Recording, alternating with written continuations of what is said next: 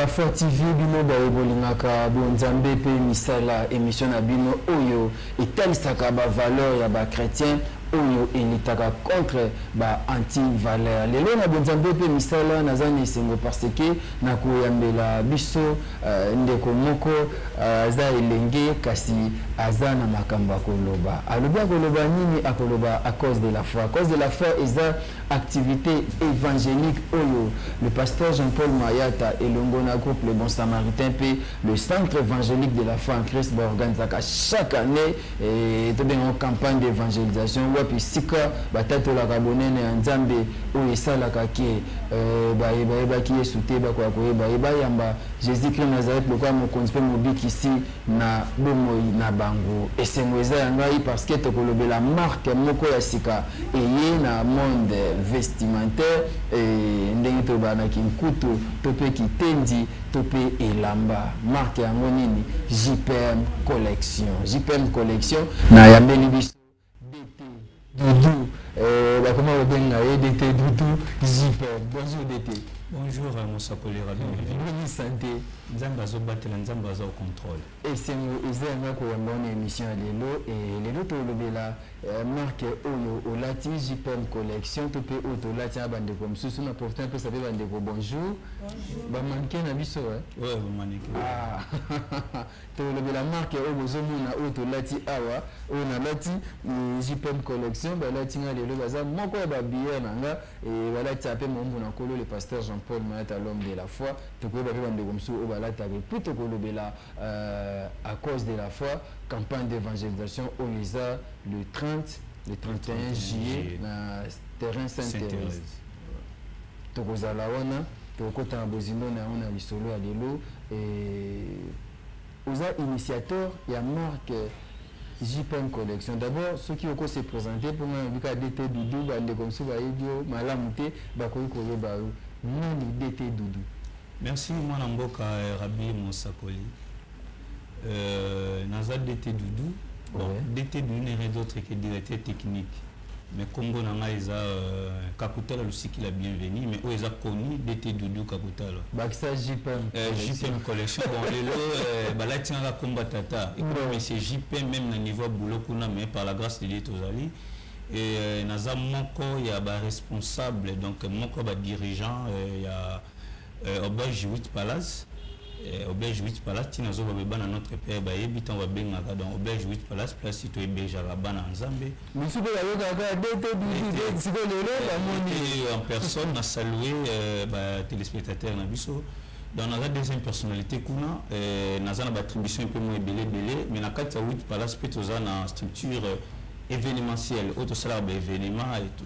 Mais du moins, je suis le visionnaire, il y a marque JPM Collection. Ouais. Je suis le visionnaire et JPM Collection n'est rien d'autre que Jean-Paul Mayata Collection. Jean-Paul Mayata Collection. Un voilà. Pasteur. Un pasteur. Ok. Ouais. Et d'où est venue l'initiative? Il y a créer marque, il y a créer marque vestimentaire, mon JPM Jean-Paul Mayata Collection. Bon, initiative qui franchement là, il faut, tant qu'il pose mon sacoli, et na retourne vraiment que le retour non pas mon kilo, mais autour n'a pas de zambe. Et pour l'initiative, on a eu pas un zambe, pourquoi? Parce que notre père c'était un évangéliste. Donc, on a panza sango malam. Donc, on a panza sango malam pour peuple de Dieu, pour ça n'a pas un zambe, pour ça milli mon abango. Parce que le salut est individuel. Les 31, dans les 30, dans les 31 juillet. Alors, je me suis dit, dans le après avoir plusieurs révélations, quand je dis révélation, bon, c'était depuis l'année passée, on habitait en Kara. Après, tant commis, non, depuis l'année 2020, on va confinement. Mais ça, comme l'année 2021, dès que vraiment il y a songe dérangement, après on a dit que non, il faut mon papa, na solo anaye, on expliquer les canisi, qu'on a na bandoto, qu'on a na vision. Papa aux évangélistes, mais une voix divine les autres banana, n'a créé marque mort de la Congo na yo. Mais ce qu'on a besoin de une révélation. Et tant que moi, c'est qu'il y a des fanatiques, des inconvertis. Mais l'Angela, je peux te le dire que non, nous sommes sur ta marque. Mais tu peux t'adam, il y a créateur, il y a marque en athée. Pour ne pas citer, comme nous sommes, mais tu citer tant que tu as un champ, parce que je peux pas le bien. Aïe à s'imposer. Nous sommes sur ta marque parce que je peux me collectionner d'autres que Jean-Paul Mayata collection. Alors, quand il y a JPM Tozomona, Jean Paul. Bon, na yebi ke mosakolo tanga Bible, yebi Bible mingi koleka ngai. Bazali ba disciple akolo. Jean Koutazagi les plus jeunes disciples. La route na todo. Ah na todo pas la révélation. Je me suis dit saute créer oh, c'est que mutu soka la tiamo. Après, j'appelle révélation sans Paul a tamboulé Jésus-Christ. Paul qui apôtre selon. D'ailleurs, même donc Paul il a appelé directive de l'église. Le lot va te dans l'église, non, direction église. Thomas Paul on appelé Sion. Mais nous avons l'ingénieur qui a comme maintenant Paul te il y a l'élo. Te ya tawana. Mais ça nous maman na muta désordre kuluna. Pourquoi après cette directive de l'église pour il a beaucoup écrit donc c'était enseignant ils ont il y a JPM collection donc Jean n'a Paul va être disciple ce que le c'est précisément dans songe Jean n'a Paul va être disciple colo mais ce que tel bien Jean ils ont composé dans 4 lettres na ils ont 4 lettres Paul 4 lettres. Bah oui, ça va être disciple. On a parmi les 12 bazar. Alors, il y a l'homme des chiffres. Alors, maître chiffre, il y a Jésus-Christ de Nazareth. Mais papa, c'est l'homme des chiffres, établi, mais il y a bana. Chiffres, tourner dans bongo et tout. Je me suis dit, 4 c'est présence dans les amis. Disciple, tant tu as additionné en moi, et puis c'est 8. Mais on comprend, tout ça, là, tu es lamba, oui, et ça peut évangélisation. Donc, nous avons localisé mon on a vu qu'on identifier, localiser mon c'est identifié. Alors, chiffre 8, dans cette vue, Jean-Paul, tu as additionné 4, 8. Et puis, ce chiffre localisation. La localisation divine, donc, nous sommes tous païens. Aïe, il Jean-Paul Mayatate. Mais après, c'est la marque Lambo Morobo, il y a la griffe, il y a JPM collection. Or, JPM collection n'est rien d'autre que Jean-Paul Mayat. Mettons à la Tiango. À combien localisé? À combo tellement tondami na molimo centre ils en a Jean ils en a Paul ils en a combo aye moko tata Mayata n'est rien d'autre que non muta comme on a les kambuti na suka na destiné donc muta kondima c'est par là j'ai un message à foi c'est par là j'ai un message à foi bah tu peux va comprendre tu as un message à foi ndenge nini tellement foi a tei muta te na muté a booster monde entier église bah 13 couleurs tombé maman moko je crois maman moko en France maman a le but pasteur de la foi comme pasteur de la foi comme bonité c'est sobriquet mais 8 valeurs ma casse na théâtre le nom de notre père c'est l'évangéliste Jean-Paul Mayata n'est d'autre que JPM biso basika collection pour tout signifier quoi batou collection ngelo banaka kitendi kitendi donc elamba parce que biso bana nzambe le bana ngo agent na biso moko bena out palace papa pe yebi que je sali yende mto comme livreur à JPM. Ah ok. Il y a le bana nzambe linga salité donc tenue vestimentaire. Nzambe linga bopeto. Le Mayata elingelo ba mto comme na likambutina suka. Tuzana mama tuzana ya tuzana ta. Donc mama elingelo ba mama, ya elingelo ba yaya. Et tel l'ingénieur batata, de l'ingénieur ba famille, la combo moko besoin de rassembler. Donc mon ndumba mo ba yebita lati lamba o ma comprendre là o ba vomé tika kindumba. Donc mission de évangélisation d'une manière vestimentaire.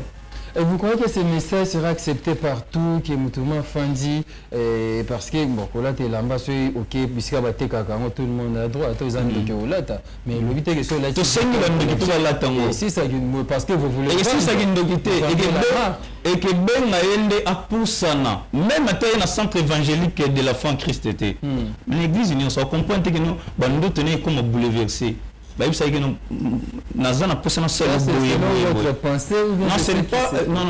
la pensée divine, je dis bien, c'est la pensée divine. Et quand je vis notre Père, l'évangéliste Jean-Paul Mayat, quelle était son impression lorsque vous avez donné ces messages? Je crois, La première impression. Non, je crois que c'était le mardi. Un certain mardi. Il m'avait écouté, ce qu'il m'avait dit. Ok, DT, problème est. Je crois que tu as prié. Papa, DT, problème est. Vas-y, ça là. Première tenue vestimentaire, je crois, il y a un côté de la présidence. Tu as une photo pas Gauthier qui est balancé. Tu vois, la président de la République. Tu vois, la présidence, là, tu JPM collection. Vision de bimi, tu bandi, on peut pas faire la tenue, on a vu ce JPM, tu as fait ça avec cadeau. Et quand tu as la présidence, il faut simple, mais oh, mon touye, mon du coup. Ma comme ça, pour ça, oh, là, tu dis, mon touye, on a fait JPM, le pasteur. Pasteur, Bananji, Banachang. Mais je crois que ça comme international. Mais au côté, président papa, président de la République, il faut que papa, on a une initiative de président, il faut soutenir. Pourquoi? Parce que il faut que papa ait un encouragement. Puis on a appris à poser mon papa. Voir même les gouverneurs, balancer l'image. Dans la politique, éviter le bilan pour c'est la bonne camouteuse. Non, c'est la photo. Exactement, le président tu lances un message, tu remontes un président, tu as fait cadeau JPM. Pour la tenue vestimentaire, tu as dans le bureau. Pour que c'est parmi les conseillers et gouverneurs, à Lati, à Yepananga, à Sombi, Tembetotuni, le cordon papier d'Imou. Voilà, on est tout dans l'histoire de cette marque JPM Collection, dont l'initiateur est en face de votre humble journaliste. En fait, au Sali, Elio, il can't Elio dans tout. Na moni papa PC autorisation, a PC bénédiction, a bi vas-y. Au bandi mbamba. Et au bandi. Et au bandaki na marque ni parce que na monde lo. La marque au conseiller lati au bazana ba autorité mboko na biso. OK, au ba l'accession photo. Wana ya mwana. Tona bandi wana to PC papa cadeau. Je crois papa ba photo papa n'est sur les assos papa de la on a habité mais ba autorité wana donc première marque ya mwana. Ok. Et tant que papa Moni vend, à comment on s'appelle, il y a notre père que j'ai sali à part ça. Na Kinyawa et Ndia Lobi non et Sala et Talaba projet. D'abord, lorsque tu as parlé à l'homme de Dieu, le pasteur de la foi, il n'y avait pas d'inquiétude parce que c'est un homme de Dieu et à cause de ça, parce que ils ont caractérisé la religion, topé na KDC, na KDC basa strict na ba. La seule papa paie cette autorisation parce qu'à mon avis que c'est pas prohibé, à payer cette autorisation. Là cela veut dire je suis le visionnaire. Mais en tant que pasteur, tu vois pas que ça peut déranger. Non, je suis le visionnaire. Dans le moment où c'est lui l'autorité morale. Donc je ne peux jamais faire quelque chose. Quand je dis l'autorité morale, je ne peux jamais faire quelque chose. Libanda, il y a conseil. Il y a des façons à jouer. Papa, on a fait le faut surtout à Benga DT, décente. Non, comme besoin on va JPM collection, on va comme et tu vois pas que ça peut aussi déranger comme pasteur comme le bela magamba bila. Pasteur tem tolo eza mwana. Eza mwana na sama kolona e. Ba pese ka message d'évangélisation ya griffe évangélisation. Mutu papa Rabi, il est mwana loba. Quand on dit JPM collection, ouais. Jean-Paul Mayat. Na meki ko décrire tu as une chiffrologie. Tu as une chiffrologie parce que tout ça, il y a l'homme des chiffres. Lorsque tu as vu Jean-Paul, les autres personnes, chiffre 8. Pourquoi chiffre 8? Nous sommes à Zane, moi, je papa, je suis intelligent, ils ont 4 lettres. Voilà. Mais si Mayat, ils ont 6 lettres. Ça veut dire comment est-ce que centre. Mais vous allez localiser, vous allez visiter, alors on a vu. On peut aussi avoir vu Gauthier, vu Nancy, et ça peut 8 chiffres. Et Simbate, pour Oyo, ils ont un code de Gondima. Et Simbate, ils ont un code de Gondima. Comment? Après que Sangisa me Simbite. Comment tenir la molie, mon sang peut une bénédiction tata. C'est quoi code de Gondima? Vous voulez dire quoi par là? Le code de Gondima, cela veut dire, on est à Maloba tata, au Bissobana Petondimi. Tout ça bana kondima. Donc code kondima n'est rien d'autre que non. Biso bana kondima to ko mona simangomba te. Ça veut dire JPM Tamoye, ils ont comme code de Rondima. Le JPM il va s'imposer. Nous tous à Rondima, à mon au-delà des montagnes. Voilà. Donc, aigle. Sauf pour celle pembe au monde, JPM Maye, JP Chanel les a, Versa César. Moi, beaucoup de inspiration, mais vous êtes sur ma casse. Papa Gauthier, Jean-Paul Gauthier. Ah, papa, je comme Jean-Paul. Mais il y a Gauthier. C'est comme ça, papa, je comme Mayat. Voilà. Vous trichez, Gawana. Tu as triché d'inspiration et il y a non, tu as une évangélisation dans ma cambo. Tu as un JP, mais Jean-Paul. Ah, pasteur de la foi. Ah, il y a mingi.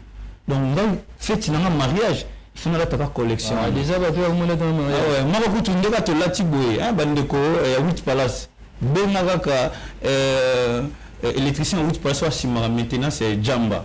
Jamba. Donc, tu as les livres qui n'ont pas de lati. On a fait la coutumier. Il y a un mocassé, il y a un mocassé. Dans des toiles, dans l'émission de Rozonga, tu tiens devant ma famille, à Foutimbo, mon émission de Zui. Et quand on a lavage de Olivier, pour stocker mon ministère Benachobes, l'attaque JPM, collection. Et ces jours-là, j'étais là, j'ai ngapé tout en JPM collection. Comprenez, j'étais habillé par JPM. Et je ne sais pas, tonton Gauthier, si on peut avoir les images ou bien juste illustrations. Voilà. Et vous avez une image, on est à JPM collection, on a Zaki Bosso dans la Lacoste. Et après, on a changé. On a comme on a la tête, on a fait modération, animation. Ah, on a boubou à JPM. Boubou à JPM. Veste et armes. JPM, vous avez style, maman la tes chaussures. Et on a JPM. Le style, il y a ce vestimentaire. Parce que ça des détails. Non, tu as boubou et zali, t-shirt, Lacoste et zali, pantalon, ketch, chaussettes et ça. Et projet ça vraiment un peu grandiose, je crois. Comment nous sommes ça na niveau Turquie, nous sommes ça là ah nous sommes niveau Turquie. Lacoste, chemise cravate, chemise météo, voilà. Cravate et zali, pantalon et zali. Et avec un projet, je crois, si tout va bien sauf changement, après à cause de la foi, comme ils ont les code de Kundima. Tu lancer maison d'habillement JPM collection. Tu as pour te le Kambama Belé. Et bandana nos maisons et bandana na Njil. Après tu as la commune Moussousou. Vous avez insisté que Bino peut bouillir. Mais on a le besoin de Tokoyama, si vous comme ça, ça perd. Qui n'a pas de maison et qui n'a pas de boutique. Vous en avez référence, comment retrouver? Non, référence c'est Zali. Pourquoi? Parce que ça c'est un projet, nous allons lancer ça d'ici là, après l'accord de la foi, comme les code de Kondima, les Kamamabélé, tu as lancé maison d'habillement JPM collection. Après la festivité, il y a campagne, il y a évangélisation. Et pour qu'on soit JPM, il y a un moment où on a un numéro, il y a secrétariat à JPM. Maman Fanny Njonga, tu as ce numéro, sur le bengi du coup, au petit demande au Kozwango. Par exemple, nous au télémi, on a mis na télémi tout à JPM. Versailles, tout à JPM. C'est une émission marquée, on parle de l'habillement. Il peut s'élever tantôt Gauthier. Avec tous les respects, si vous pouvez vous lever à quelque sorte pour voir, voilà, sur le côté de la table, ils ont tenu, tu as bien encore un ministre, ou bien, comment on appelle ça encore? Donc, on a attendez, c'est là que vous partout. Ouais. Moi, quand commandé à l'Eliango, je crois à CP, je dire pour un mariage coutumier. Pourquoi là, tu as un mariage coutumier? Là, tu as un mariage coutumier, qu'on a un bureau. Un bureau. On a une église. Conférence, moi, comme ministre. Sur total bien l'image, il y a culte, il y a dimanche, où tu les cas, l'église CFC, je crois, papa. Évangile plutôt, papa Berger Blanchard a tellement une JPM. Les nouveaux mariés. Les nouveaux mariés que je salue à passage avec mon bimba JPM. On a léon à la pour l'émission malgré des abassom bien. Baza ko 4 personnes bazana c'est musu la fin c'est on a 8 passes musu bazana c'est nabi na o 8 passes d'azwagi. Bon le gars mon famille ba pesi ni na ba on to pesi. OK. Voilà. Si tu pouvais tourner, Voilà, couture, ministre, tout bien en bongo, JPM collection. Très bien habillé, c'est très bien le... La marque est en belé pour vendre les autorités, vous qui nous suivez, les hommes de Dieu, vous qui aimez vous habiller en classe, JPM et à classe Pesali, des bomoni, yemoko, DT à Lati, pouvez vous en procurer de ça, au bengi, numéro, au Pesa Kalate, au là, on a mocassin, là, on a chaussures, ministre, aux à l'aise, attendre la conférence, partout, au Kendenampe église, très à l'aise. Mais en plus, comme vous tenez dans mon centre, le griffe moi tenez dans mon centre. La place, le directeur général, la personne qui me sale belé, comprendre mes choses avec un JP, moi, la révélation à Sika, moi, Jean Zara, dans la révélation au PSA. Je ne sais pas par qui commencer. Bon, nous sommes venus qui quoi, on s'appelle JP Bissonnier. Nous n'avons pas fait un photo. Bonjour mon frère. Bonjour papa. On s'est présenté, téléspectateur Baye Bayo, et pour le Bisso, yo Latini. Ngai comme on a Glody Gonda. Nazam moko ya ba mannequin na kati ya JPM collection. Lelo na yo présenter biso na ordre ya directeur Nangolo et Pesameli biso to présenter bino JPM collection. Naza pena tout temps JPM collection donc comme on a cravate, chemise, pantalon, tinassi donc nyonso bomo na oza JPM collection. Na profiter na ataba na classe ba olata te kasi yango to lobela dimanche là to keno église ya été alobi a eza makambo ya code ya kondima code ya kondima wana ba zo comprendre te zonga pa na ye a ofungama ya mamba code on a devrait les so na welisa no liboso ko ya ofungula sima ya mamba code on dima ya mamba container vous comprenez ce que tu as dit, ya mamba conteneur batu musu babi conteneur ezadi na matadi na la suki ka wana ye mota oya samino skondi ma ngezo kendela JPM yango donc na bengi biso nyonso ba jeune to lati trop to lati ba griffo nyonso biso to yebi mais le JPM étranger JPM payé JPM yango basala nzambe JPM yango ya mabete ko soutenir muninga na biso to papa na biso mosa nzambe et que changer na biso ne lo te malgré tout biso batamoki to comme biso moi le lendo o mona so lati ya ndeko na yo malamu lata no kuti ya mutu mo yebite lati ya mutu yebi mais na bondeli biso penza na bondo nzambe to lati ya mutu to yebi po to yebi mambo to loba to yebi mambo bomba na sima JPM mo OK to yebi pena mambo bomba mi to yebi sibino ki ba misu ba kansa conteneur eza matadi nzokande na suki ka wa tango ya fungula ko merci beaucoup tonton Glody c'est ça sur le micro tu vas te lever maintenant mon marque un peu bien hein? Voilà vous poussez en haut je ne sais pas si voilà moi le filet est bien cravate est bien et JPM collection avec tonton Glody pourquoi bah ils appellent la marque Ezatina Sima signé JPM collection. Et voilà, merci beaucoup. Je pense que... merci. Notre sœur, bonjour ma sœur, comment vous appelez? Bonjour papa, na komba vernish Luzolo. Naza moko ya manke ya JPM collection. Wow. Et pour mon pour lati, oh ils ont nini? Ils ont chemise na pantalon donc chemise ya col oh bien col mao. Col mao oui. OK. Wow. Oh pesa comme JPM. La JPM collection. Ah. Ouais. OFC bandeko nini par rapport à marque oh là bon message nange ko kozalaka pona bandeko ba consommer JPM collection parce que ba kozala décité et nga lati JPM collection et bimi singa classe et moto pe ko latango une grande dame ko latango même na bureau à côté et kozali bakuti pona batu donc moto ko se sentir à l'aise nati pantalon nanga na manière moko courtoise na ko loba et chemise nangai donc na mi bate au génie batuté na génie batuté ouais donc naza vraiment à l'aise comme si vous avez dit pantalon ce qui a fandi pantalon à moi qui oui et puis à exposé bani qui to côté exact donc exact da griffe vraiment ya bana nzambe donc na kokyo lo bandingwana voilà notre mannequin peut aussi s'élever voilà si ça micro est pas tonton au télémba mona peut-être voilà vous avez certainement vous serez intéressé par Teninaye et ils a très joli ils a kitoko JPM collection et ils a pas trop compliqué mais c'est vraiment simple voilà ba comité na sima au lieu de luga uta Japon oyoji ya moto Bon, depuis longtemps, bah comme on a bâton, bah ça n'a pas arrêté. Ouais, ils sont moi bah congolais dans ce temps. Où t'as Japon, où t'as Ukraine, Nicolas na Ukraine, il a mis exact. Na Ukraine exact. Toi là t'as JPM collection à Bisso et ça moi bien. On est avec tonton, bonjour tonton, Kombonani. Bonjour papa Rabi.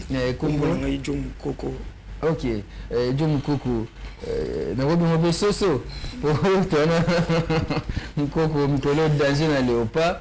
Il a mon chemise mon simple. Na latino surtout complet on a na compte sur na carte JPM collection, chemise normale, pantalon JPM, chaussettes JPM collection, donc petit. Ok. Wow. Et est-ce que aux apembo bah VP ba kola ta mais plus c'est trop jeune hein, gentleman. Non, ils occupent et la mec qui paraît que vers là il suffit que au tient nous autres au bimisi kamakasi et pour ça là aussi bien. Ok. Ah. Je ne sais pas s'il peut aussi s'élever, tonton Gauthier. Voilà. John Mukoko Soso, à côté, notre mannequin. Voilà. Il est donc là, bien habillé. Et ça, il a couleur et ça, il beauté. Et samedi, au Rola tapé, au Kenope Kinkole, au Kenao, qu'on visiter ma famille. Voilà. Très bien habillé. Il doit breaker ou bien tourner, comment on appelle ça avec le mannequin? Voilà, merci. Je pense que vous avez une marque à JPM collection. Ah, oh, moi, c'est Jean-Paul Mayata. Jean-Paul Mayata Nassima. Vous pouvez vous en procurer na tenue. Merci beaucoup. Et vous pouvez vous là en famille et puis ils ont très kitoko. Tantine, bonjour. Bonjour. Combo Nani. Combo Nanga Nelly Tandu. Ok. Vous posez un JPM collection. Rappelez Nazaka na JPM. Betel ce logo. Nga na moni loko ya government na bino te na me bino senti bino ba fi o bo sepela ka soko lati o timwa senti na yo esala o bien yango na me bino senti. Ok, ceinture yango côté matomo na ceinture yango hein. Ceinture ceinture JPM. Ils un peu doré, ils ont kitoko. Voilà, merci beaucoup. Je vais revenir chez DT, l'initiateur et les visionnaires en quelque sorte. Il y a collection JPM. Ouais. Et tant que cela, question est-ce que tu as usé la boucle d'oreille et la montre tout le parfum JPM et tant d'autres?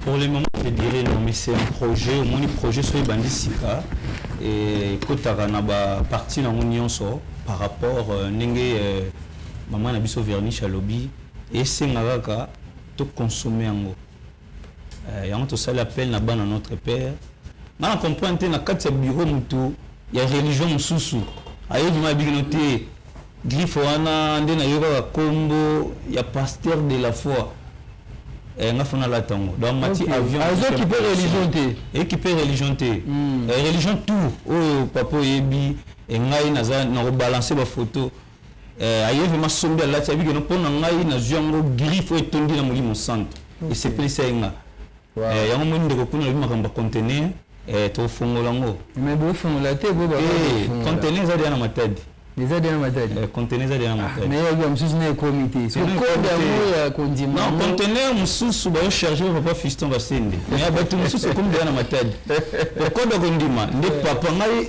naza habilité te ya fongola code on a présenté quand papa lobby année accord de la fête de cause code de condiment mais conteneur ils ont dit en matière parce qu'il y a les déclarants mais est-ce qu'on a un moment où ils ont déclaré n'a tout fond là ils ont déclaré tout ça à cause de la foi ils ont le 30 le 31 juillet à Sainte-Thérèse et ma soeur me paye la costeneza kitoko noir petit basket ils ont noir et JPM collection, je ne sais pas. Qu'est-ce que vous pouvez dire par rapport à Oyo Ladi?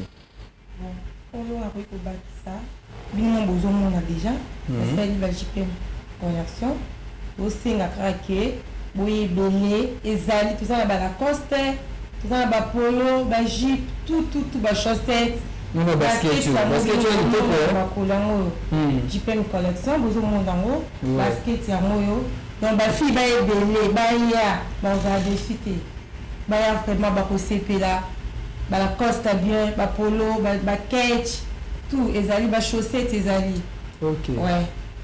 so wote mwanga mnauzwa teni na pusa na katikati yao na JPM naza pasta même l'église na relata na musala bureau donc naza là-dessus et dénoncer pe batu to là-dessus respect okoke taba bo kilo okoke na église je suis très à l'aise ba mon na JPM là naza à l'aise même basket nena c'est pas non sous makasi vous savez basket c'est bien hein JPM collection yeyo oui belé to bien bino boya Bosomba ya senga te papa rabi et ça JPM wana c'est plein ba Bosomba on a ba prix aux abordable. OK On a décidé. Merci comme Nani Comment on a lancé écoute. NC Coutu. Merci. Go fana yo Papa Rabi na Rachel Malobate teni maman na biso présenté je crois surtout ni maman Fanny Jonga azali na commande na ngeza na ndeko mo anniversaire na ye a bien c'est plus ou moins 100 personnes. La commande à 100 personnes a tenu au est-ce que na fête na ye anniversaire bien c'est va ban basi d'abord là tandenge maman c'était un fabien à biso to c'est avec ba ban basi peut-être ça bien ça après pour ban belle valeur mingi trop. En fait la production maintenant d'où est venu le financement wapi est-ce que vous en avez et puis pour nous produire grande quantité ça demande beaucoup d'argent et comment vous faites? Ah ouais, je dirais les Cambo nous avons pas ces révélations de toujours le code Rondima nous avons pas ça révélation après ces révélations et vision après c'est une provision. Ah ouais. Tant que bandi ma solo ya JPM et Simba qui rapide comme nous avons un code bandeko bazali code on est bino moka buzana mo et ba fongola on les 30 les 31 et papa na biso notre frère Fiston Basende a benga partir France FB international papa Fiston a benga na taïwa bi numéro mo plus 33 na yamba a se présenter abi na moniton papa je le blanc na jeunesse en trois mois na partant et moi je m'en soutenir donc FB international partenaire et JPM. Okay. Après papa Chris na papa Fiston en France yango ba français to pesi no mbote donc yango nazo mona pe bana mingi ya France bazo benga et côté Belgique États-Unis tout papa Chris Magema il passe en France a benga bideti na linga papa na mingi mina sambela kuna te mina nzela projet oyo naza parmi partenaires et na comme nanga mona CFC donc nazo mona JPM est représenté JPM a fait gagner dame basé belé to gagner donc papa Fiston c'est un patron de FP International. Papa Chris Magema, c'est un patron de Holy Business. Il y a l'alimentation, il y a poto, mais il y a mon angel, mais il y a comme une CFC. Et papa Fabrice Massamba, il y a en Angleterre, il y a mon angel Bengi, il y a tout à fait awa. Na oui, par là, ça Bengi avec non gaipé. Maman Tetenzaou. Mais comment les gens vont s'en procurer? Bah toi, vous avez besoin d'ango.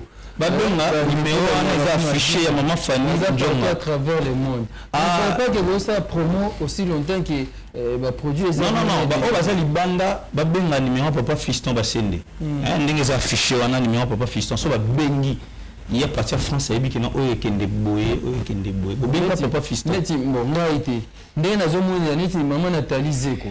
To maman rythme ya tabalo papa la bi o deta la tipeza kitoko yo pe il faut o la ta bongo atana na église on ne marque o la di o ba monde doit proposer na bena na ba baza maman rythme ya ta maman rythme maman za na Congo c'est simple a benka moi ni Fanny Njonga so benka maman Fanny sikoyo ajui so benka sikoyo ya ga lobi ya lobi za dans muto zo zela pona mariage ni to zelisa ya ke okena o ya zeli pour mariage à lobi za na mois de le 12 juillet to ko pesa mais so papa avec na dimanche la tango maman abenga moi ni Fanny Njonga voilà Fanny Njonga na musala maman so abenga okata musala okende. Merci beaucoup d'été. Maintenant nous allons parler à cause de la foi Bwebitona Bonzambe pe musala cette grande activité évangélique qu'organise l'homme de Dieu le pasteur Jean-Paul Maeta, l'homme de la foi et l'église des centres évangéliques de la foi en Christ, sans oublier le groupe Le Bon Samaritain aussi dont l'homme de Dieu dirige. Et cette année nous avons la 7e édition à cause de la foi et ils en a terrain Sainte-Thérèse et cette fois-ci et vous allez pendant 2 jours samedi 30 et dimanche 31 juillet na Sainte-Thérèse. Il y a différents à cause de la femme sous on devrait en parler d'été. en tant que moine l'homme des chiffres, en tant que moine il y a centre évangélique de la foi en Christ. À cause de la foi, il y a toujours sans nous. Bon, exactement avant ma casse. Tu sais que tu vas comprendre tes points, papa Tiango des jours. Maintenant, papa là, il y a l'amour qui t'a eu révélation. Nzamba Pessi. Code d'Agondima. Code d'Azalana déjà. Code d'Azalaka. De verrouillage. De verrouillage, déjà de verrouillage. Si tu es dans la campagne, on a pour comprendre le déverrouillage. Si tu as en déclarant. Il y a un peu de papa fiston qui est conteneur. Nzamba lobi que non, ndenge zawana ba botolo ki biloko musakoli rabi. Quand on a conteneur. Et comme nous m'avons dit, il y a les 30 et les 31 pour déclarer. Notre père Jean-Paul Mayata a déclaré. A comment déclaré que nous avons béni Jésus-Christ de Nazareth. Biloko za papa Rabbi. Donc là il au pèse un pouvoir. Tout beau tout lango. Tout ce qui le pèse. Donc jour on a la distributeur agréé selon l'ordre des grands rois. Ok. A déclaré à papa Rabbi. Il y a qu'à eux et on a un distributeur. Et on te dit code de Gondima. Azana Gondima, Bissobanzo Gondima. Donc tout le monde a Simangomba. Puis tout le monde a Liboso, tout le monde a Simangomba et tout le monde a Musika. Ça veut dire, Ngaï, Bete Doudou, Kakutalo. Et le monde a 8 places dans la JPM collection. Dans les amis de Dakingoma. Que je salue par mon manager, général Dakingoma. Honorable Dakingoma. Tout Yawana. Dans la plateforme qui est belée à la religion, c'est basé bien à BT. Ah, la religion, mais à cause de la façon qui pète, au moins, il fait équipe à religion, je crois. Équipe à religion, je commence aussi ces missions. Ce qui est aussi ces missions qui est dans le bureau, papa, notre père, le 27 Jean-Paul Maïna Tounaï. Ce qu'on a dit, c'est un code fait équipe à religion, c'est le code de la famille qui est religion. Mais on a émission, code fait équipe à religion. Donc, dans la religion, les 30, les 30, et pas déclaré. Après, si on n'a pas déclaré au PSA, distributeur selon l'ordre des grands rois. Merci, distributeur selon l'ordre du grand roi, le pasteur Jean-Paul Maeta. Nous allons suivre maintenant l'extrait des éditions précédentes, il y a À cause de la foi, qui tonton Gauthier Kele nous propose. Suivons. C'est une marée humaine qui a répondu présente à la 5e édition de la campagne d'évangélisation et de prières dénommée À cause de la foi, au terrain Bouddha, dans la commune d'Njili, le dimanche 1er juillet 2018. Cette initiative émane de l'évangéliste Jean-Paul Mayata, président de la troupe théâtrale Les Bons Samaritains. Prières, chants et prédications étaient au rendez-vous. Et le prédicateur a exhorté le public dans le livre de Jean chapitre 3 verset 16. Mais les œuvres de Jésus-Christ de Nazareth sur la croix t'imposent à des choses. Jésus est l'uni koloba, l'Éternel sauve. Christ est l'uni koloba, ouais. Donc c'est-à-dire, l'Éternel a sauvé Nanzela ya ouais. Est-ce que tout le monde comprend? Pourquoi tu lobby Jésus-Christ de Nazareth? Nazareth oyebi esa ville moko na kati ya Galilée. Yesu Masiya botami na Bethléem na Judée.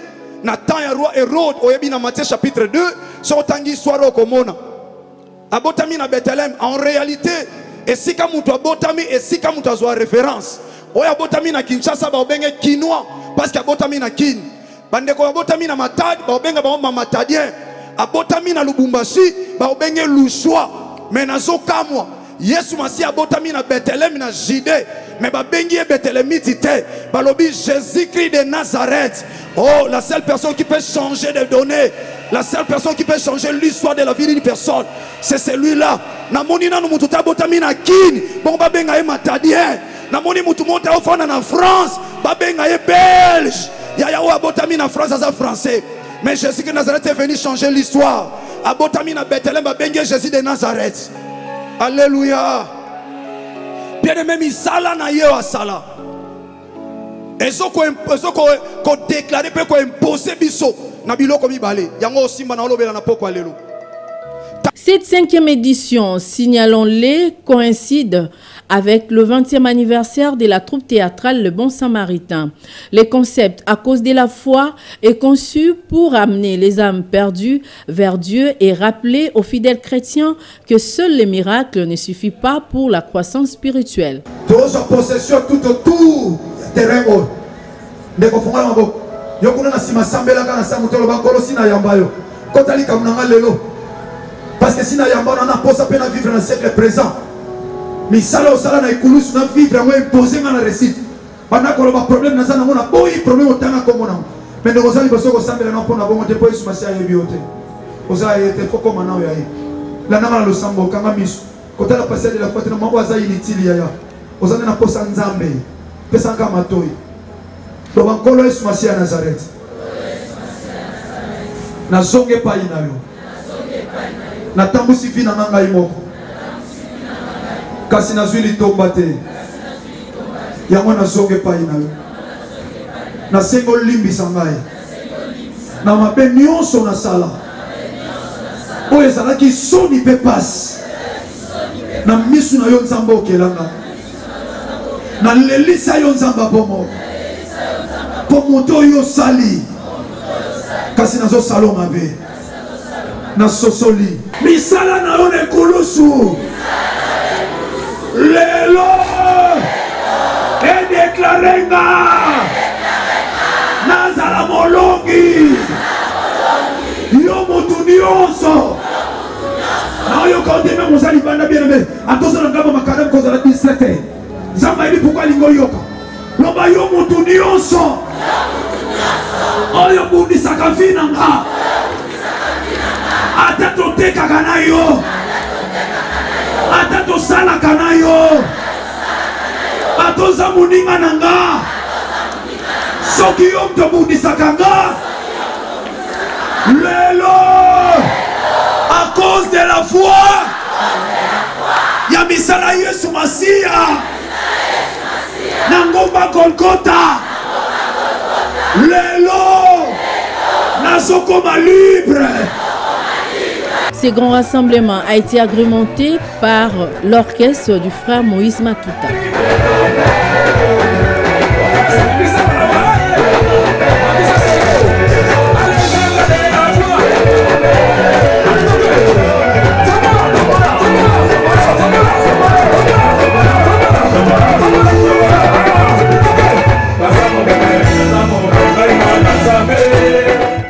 Voilà, c'était là les éditions précédentes, il y a à cause de la foi et je pense que le terrain il y a Bouddha, cette fois-ci tous en Sainte-Thérèse, les 30, les 31 juillet, dans notre père, d'état lobby ils occupent religion ti, mutu nyonso oyo, uka nzamba zali to yebika nzamba zalate yo yaka okoyoka de makome lobby la foi vient de ce qu'on attend. Makambo yoka wana ekotombwa lisuko ndima nayo code ya kondimeza voilà, quelles sont les stratégies que vous avez menées pour la sensibilisation et puis le préparatif à cause de la foi?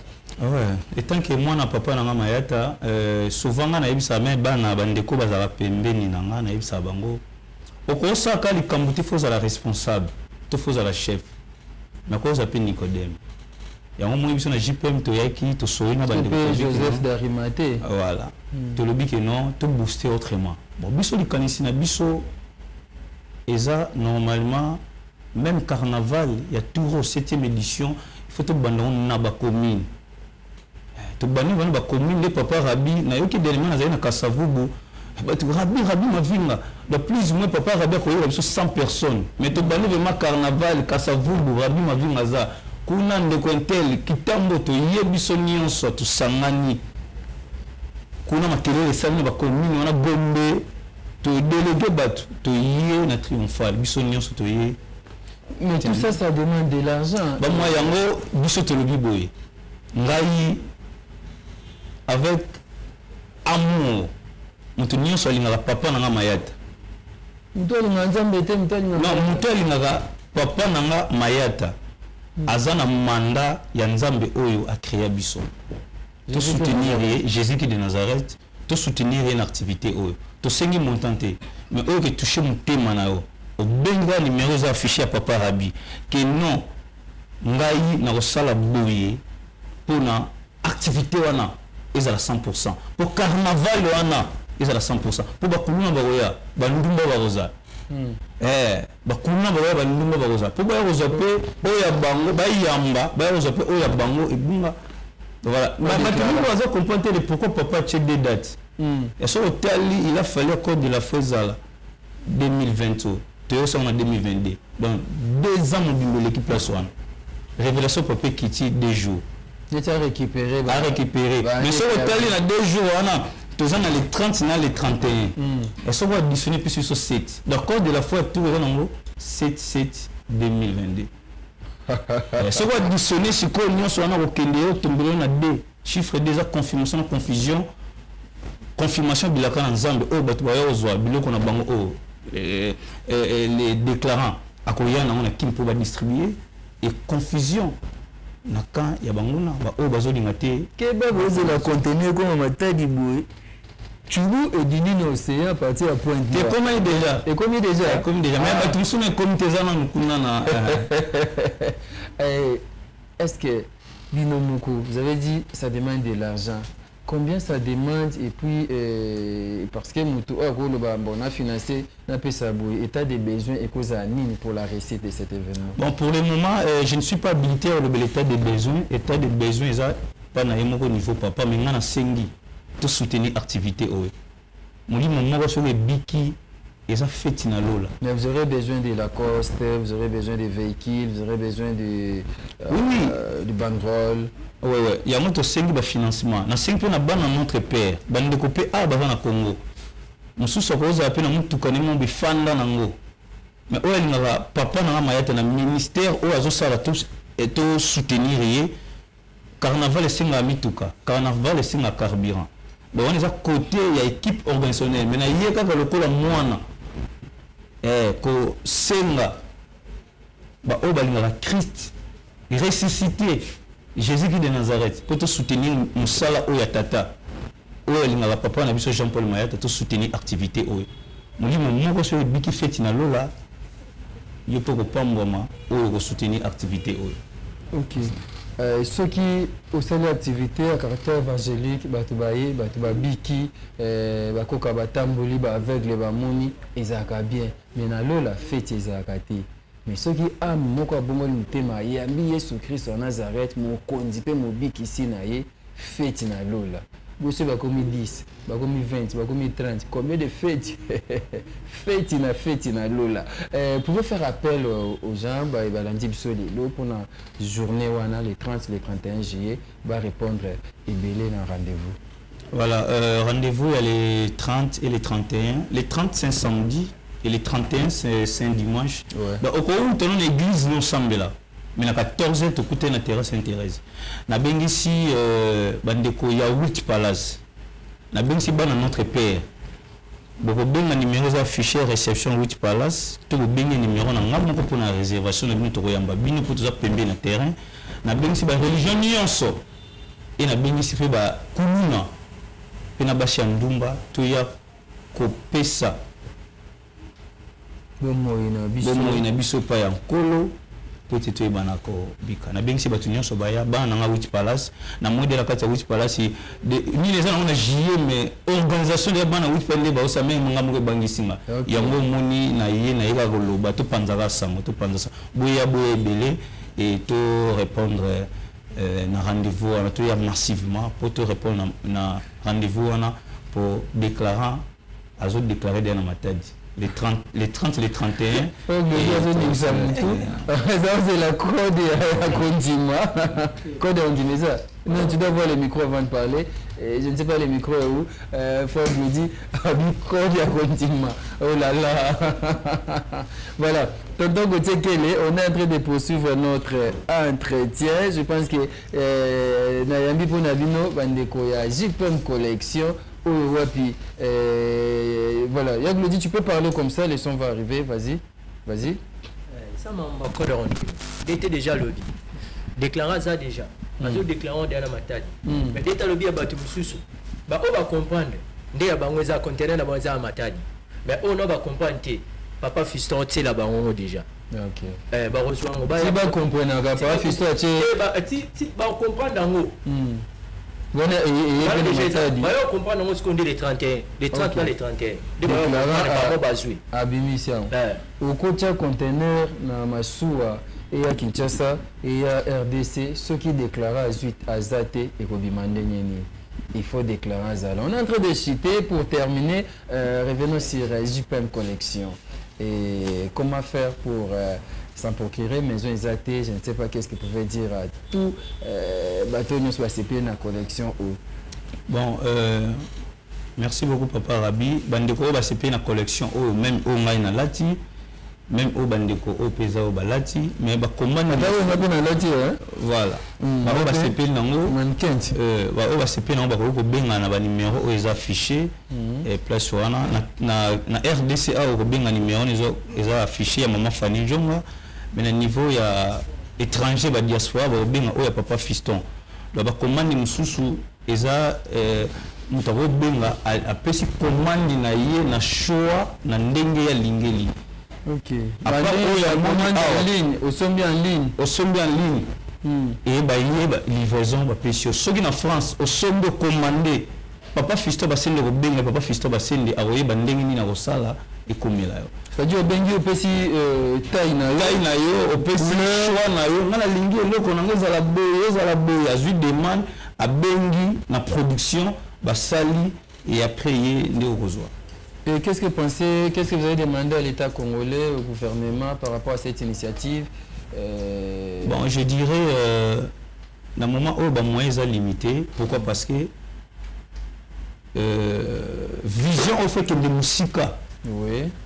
Mais pour le moment, c'est premier financier et Zanano Yemoko Nzambe, de deux, et ça papa Nabiso Jean-Paul Mayata, et Naba Bandeko autres dans la structure JPM Collection. Je peux citer maman Fanny Njonga, l'été Doudou, Ngaï Nazana Plateau, papa Fiston Basende, papa Chris Magema, na maman Tete Nzao, na Fabrice Massamba. Donc, tous autres tchaba moyen pour la production. Ce qui l'État à côté du Cambo, ça appelle usine sur place et comme qu'on produit Awa, je crois qu'il y a un coût plus favorable pour les Congolais, consommer aux Congolais. Bon, il y a ministère de l'industrie. Ministère de l'industrie, tout consommer congolais, où ils ont marqué à Congolais. Oui, tout ça ouvert avec tout le monde, mais l'idée à Bandeko. Donc, là, étant que les visionnaires, je lance un appel, Nandeko Nyon, c'est une initiative à bien. Qu'on peut ajouter caca pour te perfectionner. Mais Nandeko Nyon, c'est pas l'ingui, à soutenir JPM Collection. La même optique d'idée. Tout ça ouvert. Bureau, pour le moment, ils ont un immeuble dans Auberge 8 Palace. Dans le rez-de-chaussée, tout dans le secrétariat, dans la réception 8 Palace, même jusqu'à le bureau, où on a tout solo liango et tu vois comment évoluer. Et là, je salue mon père Jean-Paul Mayata, ce qui est appelé ce qui espace T. Et le moment alors, ce qui nous a dit, oh, il y a la révélation divine. Nous avons dit que nous avons fait autorisation derrière dans cette évangélisation. Je salue papa na maman Rita Mayata. Pourtant, tout là, papa na maman Bazarek.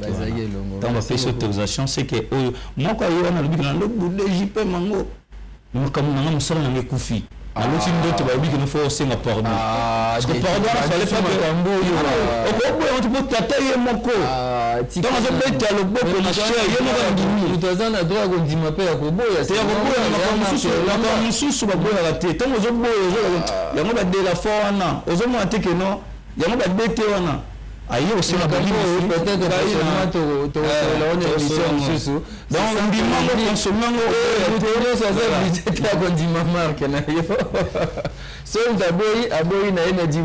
la marque elle est bonne et c'est très bien.